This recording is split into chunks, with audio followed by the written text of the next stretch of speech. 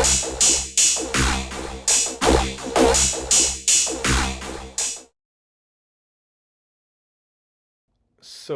today we'll discuss a rather interesting phenomenon we're witnessing, a rare phenomenon.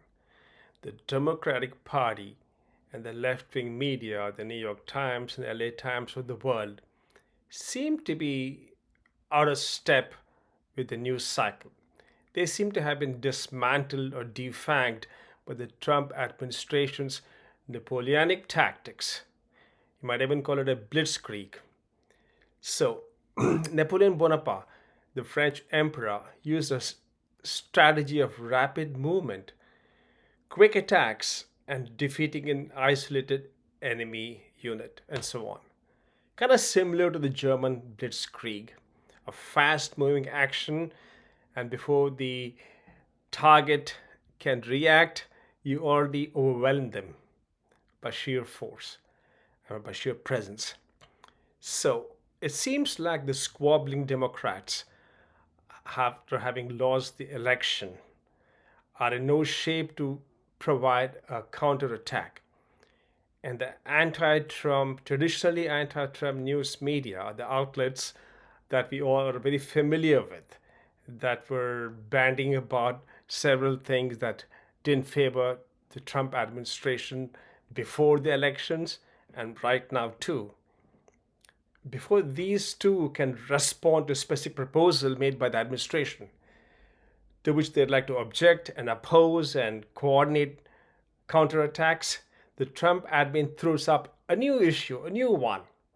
So the Democrats and the news media are out of sync with what's really happening in the real world. The action is so intense that it beats all the Hulus and the Netflix and all the dramas they can throw up. By the time the detractors in the news media get their acts together and analyze an issue, the news cycle has changed and there is yet another new issue thrown at their faces. So, just imagine we have the Gaza takeover issue. May not be a serious attempt. We never know how that's end up. But the Trump administration was able to blindside the whole world with it.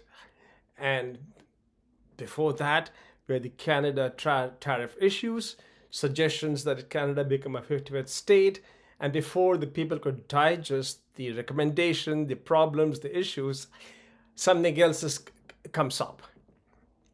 Now, before several other countries even knew what Canada would do or could do in this process of avoiding becoming a 51st state, the news cycle comes about and some kind of rapprochement is attempted, and then we have a 1 month delay and so on and so forth in the tariffs that were going to be implemented. Then we had the Greenland issue, and it pissed off the Europeans, and before they could really respond to it, something else came up. The Gaza issue, and the South American issue, and the Salvador, and the Panama Canal. So, what we can see is that the news cycle is dominated and overwhelmed by the Trump administration, and they could get a few wins, a few home runs this way. And if they do, and they're very few detractors, well, it's +1 for them. So, but we can see that aggressive border management was to be expected, but the speed with which it got implemented in the first 1 month has given little time for Trump's detractors to respond effectively.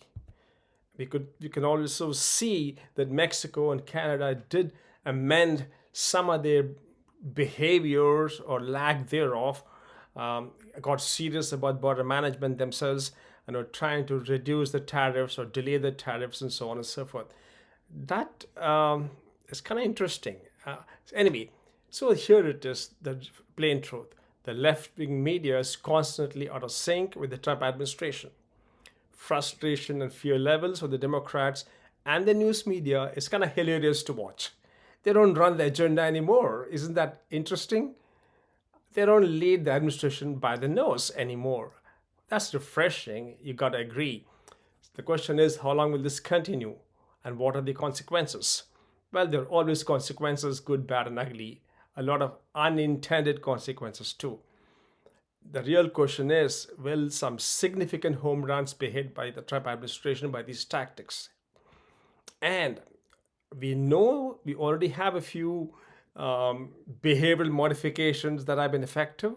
The European Union has decided to lower tariffs on all American car imports now as a strategic move to prevent further trade wars with the US. Now it will decrease the rate from 10% to 2.5% per Financial Times. Let's hope that comes about, which is a good thing and a good win, short-term win for the Trump administration. Now, but isn't it interesting that the noise made by the Doge, by the Musk group, opposition to it, and all of that hides a simple fact. The Government Accountability Office, the building, they had a huge group of 3,275 employees. They were supposed to do what Doge is trying to do. Now, why weren't they effective? Let's call it, why were they ineffective in bringing about administrative changes, keeping an eye on its accountability? See, they should have been more competent in what they're supposed to do. So again, shame on them. If Doge is shaking them up, well, it had to happen. You can't have a white elephant with 3,200 people doing nothing and claiming they're being keeping the country accountable, the departments accountable. Again, how many things can this new administration really achieve in the 4-year period?